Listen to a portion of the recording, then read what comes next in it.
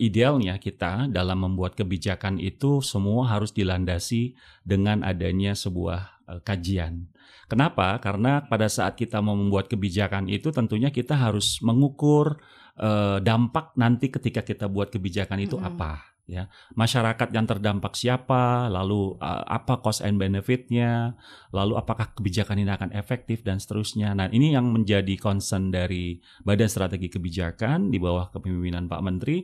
Pak Menteri selalu mengatakan bahwa kita harus lakukan kajian terlebih dahulu terhadap semua kebijakan yang mau dibuat, terutama di dalam lingkup Kementerian Hukum. Nah, oleh karena itu saya dalam kacamata strategi kebijakan tentu kacamatanya adalah kalau kita mau buat kebijakan yang berkualitas, yang berdampak, kaji dulu gitu. Kita lihat kira-kira kebijakan ini akan menguntungkan publik atau seperti apa. Dan saya rasa itu adalah awal yang baik. Jadi awal yang baik dari sebuah kebijakan adalah bagaimana kita memulai dengan mengkaji, melihat sejauh mana kebijakan itu sudah menggunakan parameter basis data, ya, kemudian kita cek di lapangan, survei dan seterusnya, sampai dengan kita come up dengan hasil yang kira-kira bisa kita ukur. Oke, nih kayaknya nih kebijakan gitu. Jadi kira-kira saya pikir sekarang semua harus bermula dari sebuah riset, ya. Tapi riset dalam konteks bagaimana kita bisa buat kebijakan yang berkualitas gitu, Mbak. Karena tadi yang kita sempat bahas bahwa stakeholder untuk satu kebijakan aja atau satu aturan itu banyak banget. Betul. Dengan mungkin kalau kita sebut ego sektoral mungkin karena memang masing-masing melihat dari perspektif dia gitu. Betul. Misalnya tadi yang Bapak bilang tadi ya, macet aja berarti urusannya itu sama polisi, dinas perhubungan, terus tata kota, terus Pemda, ya, kemudian dari PU, ya, dari banyak pihak itu. Jadi ini nyambung ke tadi Mas Andri tadi ya. Ini spill untuk kawan-kawan semuanya ya. Sebenarnya yang menarik adalah di sebuah instansi pemerintah, mau Polri atau di Pemda atau di kementerian lembaga, ada unit yang melakukan kajian. Unit apa ada tuh, unit ya, namanya macam-macam. Ada namanya badan strategi, ada namanya badan, mungkin kok namanya kemana, ada Litbang, sekarang namanya badan strategi, ya. Nah, tetapi ini yang menjadi masalah adalah seringkali bagaimana kajian tadi, ilmu, informasi, datanya seringkali tidak nyambung dengan pembuatan keputusan atau regulasi atau kebijakan di lapangan. Nah, kenapa nggak nyambung? Nah, ini dia. Karena tidak komunikasi. Satu, komunikasi antara yang punya kewenangan tadi ngambil keputusan dengan yang membuat kemudian yang mikir tadi, yang punya pengetahuan tadi. Dua, bagaimana semuanya terhubung tadi, ya, terhubung satu dengan yang lain sehingga tadi problem di lapangan tidak mungkin dipecahkan salah satu kementerian atau lembaga saja. Tapi lintas, sehingga ini perlu juga orang-orang yang punya pengetahuan, yang punya data, informasi harus terhubung satu dengan yang lain. Nah, inilah yang kemudian tadi sedang digagas tadi oleh Mas Andri tadi.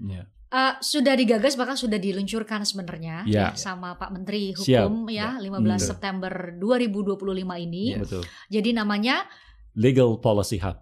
Legal Policy Hub. Jadi sebenarnya semacam forum komunikasi kebijakan. Nah, Pak Andri nih yang punya tanggung jawab buat menjelaskan kepada kita semua kira-kira sebenarnya konkretnya apa nih buat bisa menjawab semua curhatan kita di media sosial. Kayak kalau kita buka tuh banyak tuh pasti. Jadi gini Mbak, jadi kita berpikir, jadi di awal saya ngobrol-ngobrol sama Pak Taufik dan kawan-kawan dari Lembaga Administrasi Negara. Sebenarnya para pembuat kebijakan ini harus sering ngobrol ya, sering ngopi gitu ya. Ini bahasa kita lah, sering ngumpul, sering ngobrol dan diskusi. Nah, tapi kenapa nggak kita buat yang lebih terlembaga aja gitu ya? Lembaga ini artinya kita buat schedule dengan topik yang tematik ya, sesuai dengan kekinian gitu ya. Nah, akhirnya kami gagas dengan support dari Lembaga Administrasi Negara yang namanya Forum Komunikasi Kebijakan. Tapi karena kami lingkupnya di Kementerian Hukum, itu namanya kita menjadi Legal Policy Hub. Nah, tujuannya gini, ketika kita berkumpul bersama tadi, kita mau lihat nih perspektif kementerian ini begini, kementerian ini begini, kementerian ini gini. Nah, kita di tengah-tengah dari sisi hukumnya, kita akan kaji nih, ada nggak regulasi yang tumpang tindih, ada nggak kewenangan yang tumpang tindih, dan seterusnya. Nah, ini yang kita buat seperti diskusi dan kajian. Dan nanti Mbak, Legal Policy Hub ini juga nggak berhenti sampai di situ.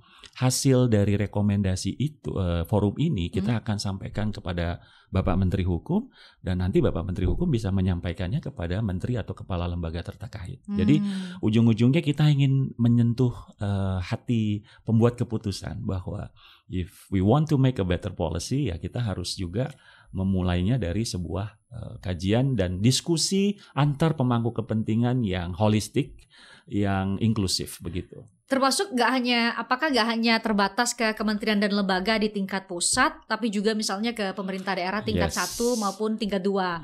Karena kalau nih pengguna TikTok pasti sering banget. Kalau di Lampung misalnya, di Lampung tuh kan banyak banget TikTokersnya yang akhirnya terpaksa mungkin harus bikin konten, Pak. Untuk protes nih ada satu jalan lubang udah berbulan-bulan nggak diperbaiki. Kita nggak tahu ini jalan tanggung jawabnya PU, ini jalan tanggung jawabnya pemerintah daerah, kan nggak banyak yang tahu itu. Jadi yang tadi saya bilang di awal, karena kita nggak tahu ke alamat mana nih kita menyampaikan protes, itu masuk. Yes, itu benar banget Mbak. Jadi intinya Legal Policy Hub, tadi saya tambahkan, kita juga ngobrol di tataran pusat, tapi kita juga nanti akan punya Legal Policy Hub daerah. Nah kebetulan Kementerian Hukum ini punya 34 kantor wilayah se-Indonesia. Jadi seluruh teman-teman KKNW nanti akan menggandeng pemerintah daerah, baik di provinsi dan kabupaten kota. Jadi ketika nanti ada peraturan daerah, atau ada isu-isu yang terkait dengan apapun di daerah, bisa kita diskusikan di awal. Dan ini bisa menjadi bahan supply untuk kami di pusat, untuk mengkomunikasikannya lagi-lagi kepada pembuat keputusan di tingkat pusat. Jadi nanti arahnya tuh dari atas ke bawah juga bisa, atau dari bottom up, dari bawah, dari teman-teman di wilayah kepada kami juga bisa. Jadi Policy Hub nanti tidak hanya bicaranya KL lembaga di pusat, tapi sampai ke daerah gitu. Pak, berarti ini patut kasih harapan tingkat tinggi nih. Karena berarti harapannya sebenarnya sebelum terjadi, ini logika yang saya tangkap ya, sebelum terjadi masalah, ketika kebijakan itu diterapkan, sebisa mungkin di forecasting gitu ya, dicoba diproyeksikan ini ada masalah apa enggak nih, baru kemudian diterapkan. Jangan sampai kayak yang terjadi sekarang Pak, udah terlanjur diterapkan, diubah lagi karena banyak protes dari masyarakat, gitu ya Pak? Iya betul, tadi menambahkan tadi Mas Santi tadi. Jadi ini nanti hub ini dari perspektif kami lembaga administrasi negara kan ya, bertanggung jawab dalam membina tadi kualitas kebijakan. Ya, kualitas kebijakan. Nah, ini yang hub ini adalah sebenarnya kita akan mempertemukan sebuah informasi, ekspertis ya, keahlian dari berbagai kementerian, lembaga, Pemda, dan jangan lupa kebijakan itu bukan urusan pemerintah saja. Media ini penting sekali. Kita akan gandeng juga. Di media itu ada juga policy think tank, ada lembaga kajiannya, ya kan. Ini yang sementara ini kan kita masih tersekat-sekat nih, tidak hanya antar lembaga, ya kementerian, lembaga, Pemda dan sebagainya, tapi juga pemikiran-pemikiran yang bagus, data, informasi yang ada di media, di perguruan tinggi, NGO, ya ini kan sebagai sebuah komunitas kebijakan yang sangat penting di dalam mengawal kualitas kebijakan di Indonesia. Jadi saya membayangkan berarti para pengambil kebijakan di level manapun itu sebenarnya punya bank data.